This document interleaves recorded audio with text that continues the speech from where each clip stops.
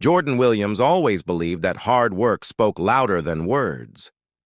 At 29, he had finally landed the job he dreamed of, a project coordinator at a major tech company in Seattle. It wasn't the most glamorous role, but it meant stability, growth, and a real chance to prove himself. And for a while, everything was perfect, until he met Liam Carter. Liam was everything Jordan wasn't. He was charming, loud, confident, and intensely competitive, the kind of guy who commanded a room and always needed to be the center of attention.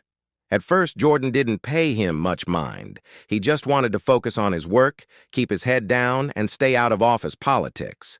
But Liam noticed Jordan's talent. He saw how quickly Jordan was learning, how sharp his ideas were, and watching Jordan rise so quickly triggered something ugly in him. The first warning sign came when Jordan was working on a major system upgrade proposal.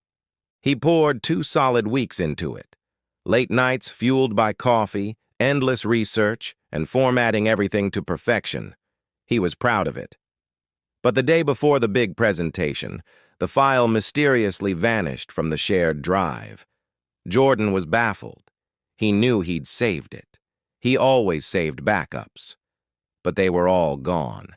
He felt a cold knot of dread in his stomach. The next morning, he walked into the meeting room, ready to explain what happened, and froze. There was Liam, standing at the front of the room, presenting Jordan's exact proposal. The same diagrams, the same calculations, the same meticulously crafted structure. He had just renamed the file and slapped his own name on the cover page. But everything else was Jordan's. As Liam finished, the room erupted in applause. Managers were patting him on the back, calling him a genius. In that moment, Jordan felt something snap inside him. It wasn't loud, explosive anger. It was something colder, sharper, a quiet, steely resolve that whispered, "This isn't over." He didn't confront Liam. Not yet. He knew a public outburst would only make him look unprofessional. So instead, he began to observe. Week after week, Liam pulled his little tricks. It was subtle sabotage, death by 1,000 cuts. He'd change a few numbers in Jordan's spreadsheets, just enough to cause errors. He'd accidentally leave Jordan off important group emails. He'd have quiet chats with managers behind Jordan's back, planting seeds of doubt about his competence.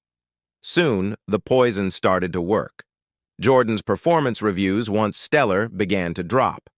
His managers started questioning his reliability. Some even stopped assigning him high-stakes tasks, the very projects he lived for. And Liam? He thrived. He soaked up the praise, collected bonuses, and gained visibility. He even got the mentoring spot for new interns that was originally meant for Jordan. But Jordan wasn't a victim. He was a strategist. He quietly began documenting everything. He took screenshots of altered files. He created backups of his work on a personal drive, time-stamped to prove their origin. He saved email threads and even pulled access logs from the company's IT system, building a digital fortress of evidence. But he didn't make a move. He wasn't looking for simple payback.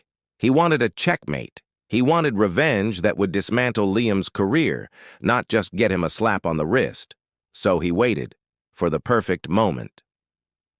That moment arrived when the company announced a massive opportunity, a promotion to senior coordinator. It was the next big step up the ladder, a position with more responsibility and a significant pay raise. Naturally, both Jordan and Liam applied.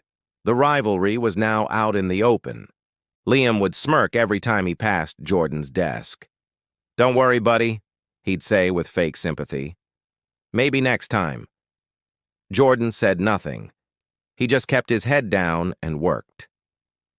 2 weeks later, the day of reckoning came.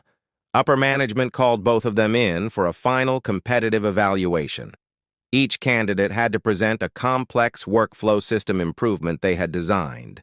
The room was packed with managers, lead engineers, and HR directors. The stakes couldn't have been higher. Liam walked in radiating confidence, a smug grin plastered on his face. Jordan walked in calm, his expression unreadable. He was ready. Liam went first. His presentation was polished, but as he clicked through his slides, Jordan had to fight to keep his face neutral. Some of the slides, some of the core concepts, he recognized them instantly. They were built on data and ideas stolen from his own past projects. Then it was Jordan's turn. He walked to the front, but instead of launching into his presentation, he paused. He took out a small USB drive and calmly connected it to the projector. On the screen, a single folder appeared titled, "Unauthorized Access, 6 Months of Data Theft Evidence." Liam's smile evaporated. Jordan looked around the room, making eye contact with the senior managers. "For the past 6 months," he began, his voice steady and clear, "work has been disappearing from my drive. Proposals have been submitted under someone else's name. So before I show you my work for this promotion, I want to show you what has been happening behind the scenes." He clicked play. The room fell into a stunned silence as 6 months of documented sabotage unfolded on the screen. There were screenshots of Liam deleting Jordan's files from the shared server. Screen recordings captured at 2 a.m. showing Liam's user profile copying data from Jordan's folders. Network access logs showing Liam's ID accessing Jordan's workstation after hours. Email threads where Liam passed off Jordan's ideas as his own to managers. And time-stamped original files proving Jordan was the author of the work Liam had claimed. The silence in the room was ice cold. Liam began to stammer, his face pale. This is a misunderstanding. He's twisting things." But Jordan wasn't finished. He saved the best for last. He clicked on one final file. It was security camera footage from the office hallway, clearly showing Liam sneaking into the building late one night, looking over his shoulder before plugging a USB into Jordan's workstation. The managers exchanged looks that said everything. The evidence was irrefutable. With the truth laid bare, Jordan switched back to his own presentation. He delivered it flawlessly. It was original, innovative, and professional. By the time he finished, Liam had practically melted into his chair, a hollowed-out shell of the man who had walked in. The next day, HR called Jordan into their office. "We want to formally offer you the senior coordinator position," the director said. "And thank you for bringing this to our attention. We take this very seriously." As for Liam, he wasn't fired. The company chose something far more fitting. He was demoted to a low-level documentation role, stripped of all client-facing projects, and placed under strict digital monitoring. No bonuses, no promotions, no trust. His colleagues, once impressed by his bravado, now barely looked at him. He became invisible. And Jordan? He moved into his new office, the one with the corner window view, the very same office Liam used to brag he would get. Revenge didn't just give Jordan justice, it gave him back everything he had lost, and more. Because sometimes, the best revenge isn't about getting even. It asks about letting the truth be the force that destroys the person who tried to destroy you. Thanks for watching.